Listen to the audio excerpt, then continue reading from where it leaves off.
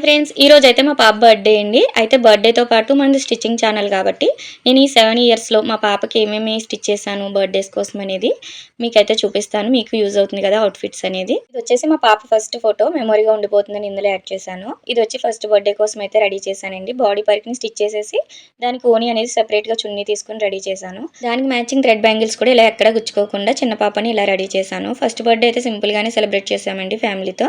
చూసారా అవుట్లుక్ అయితే ఇలా ఉంది. మా పాపకి ఎలా ఉందో కూడా కామెంట్ చేయండి. ఫస్ట్ బర్త్డే అని చెప్పి ఆ రోజు నైట్ అయితే అనాథ శరణాలయంలో అయితే మేము భోజనాలు పెట్టించాము. ఇది వచ్చేసి రామచంద్రపురం అండి. ఎవరైనా పెట్టించాలి అనుకున్నా కూడా పెట్టించవచ్చు. చాలా మంచిది కదా ఇలాంటి అకేషన్స్లో అలాంటివి చేయడం అనేది. ఇక సెకండ్ బర్త్డేకి అయితే నా ఓని ఒకటి చిన్నది డ్యామేజ్ వచ్చిందండి. దాన్ని ఇలా మార్చాను. ఓనీని అయితే బ్లౌజ్ కింద స్టిచ్ చేసి మిర్రర్ వర్క్ కూడా ఇలా అంటించాను. థ్రెడ్ బ్యాంగిల్స్ కూడా చూడండి ఇలాగా మనం అన్ని రకాలుగా మార్చుకునే విధంగా ఇలా పెద్ద సెట్ అయితే రెడీ చేశాను. ఇలా వచ్చింది సెకండ్ బర్త్డే అవుట్లుక్ అయితే. మనం ఇలాంటి మంచి మంచి ఓనీలు అనేది ఏమైనా చిన్న డ్యామేజ్ వచ్చినా ఇలా రీయూజ్ చేసుకోవచ్చు. పిల్లలకి అనేది చాలా బాగుంటుంది కదా. మా పాప అయితే ఇలా ఉంది డ్రెస్లో. ఇక థర్డ్ బర్త్డేకి వచ్చేసి ఈ ఫ్రాక్ అయితే స్టిచ్ చేశాను చూడండి. కూల్ షోల్డర్లో వస్తుంది. బ్యాంగిల్స్ అయితే ఇలా ఇంకొక దానికి కూడా సెట్ అయ్యేలాగా రెడీ చేశాను. ఇలా ఉంది అవుట్లుక్ అయితే. ఇది ఎలా అనిపించిందో కూడా కామెంట్ చేయండి. ఇక ఫోర్త్ బర్త్డేకి అయితే ఇలాగ బ్లౌజ్ పీసెస్ తీసుకుని 2 బ్లౌజ్ పీసెస్ తోటి ఇలా రెడీ చేశాను.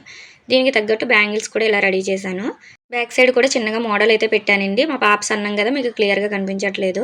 అయితే ఫోర్త్ బర్త్డే వరకు కూడా మనం ఇలాంటి బ్లౌజ్ పీసులు తీసుకొని ఇలాగైతే స్టిచ్ చేసుకోవచ్చు, సరిపోతాయి.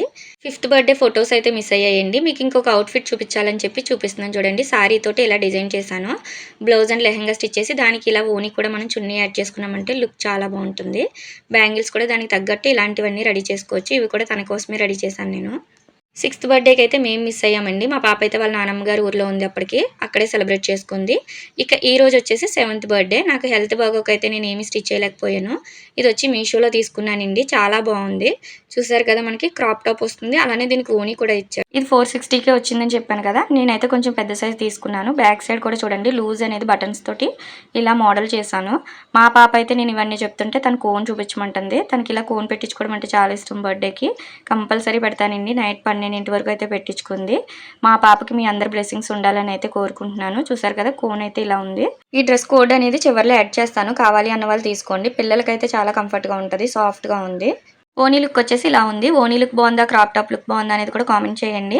నేను ఇక్కడ కోడ్ ఇస్తాను. కావాలి అన్న వాళ్ళు తీసుకోండి. నేను స్టిచ్ చేసిన డ్రెస్సెస్ అన్ని ఎలా ఉన్నాయో కామెంట్ చేయండి. నచ్చితే లైక్ చేయండి.